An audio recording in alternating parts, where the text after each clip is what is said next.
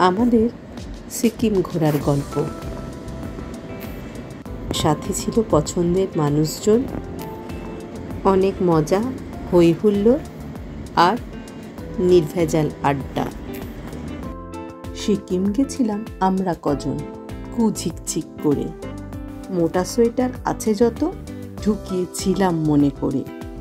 Train থেকে নেমেই সোজা পেলিং পাড়ি দিলাম। রাস্তার সৌন্দর্য দেখতে দেখতে ঠিক পৌঁছে গেলাম। দুদিনের জন্য আমাদের সবার ওখানেই ছিল বাস। দাদারা সব দেখে শুনে করেছিল হোটেল এ ক্লাস। দুদিন পর পেলিং ছেড়ে গ্যাংটকের দিকে যাওয়া।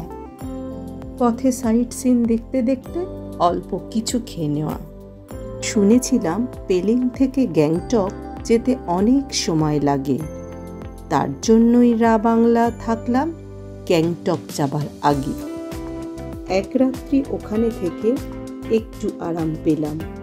সেদিন হোটেলে আমরা সবাই হেব্বি আড্ডা দিলাম। পরের দিন গ্যাংটক পৌঁছে একটু ফ্রেশ হলাম। ওখান থেকেই বরফ দেখতে নাথুলা আমরা গেলাম। নাথুলার সাথে ছিল আরও দুটো সাইট সিন। রোজ স্বপ্নে দেখেছিলাম কত বরফ পাবো এই দিন। গ্যাংটক দুদিন থাকার পরে শেষ গন্তব্য লামহাটা। পাহাড়ের নাম শুনলে পরেই এখনো গায়ে দিচ্ছে কাঁটা। ফিরেছি আবার আমরা জানো বন্দে ভারত ট্রেনে করে। এতদিন হেব্বি রিভিউ দিয়েছে এই ট্রেনটা সবাই চড়ে। এইভাবেই সাজানো ছিল আমাদের ট্যুরের পরিকল্পনা।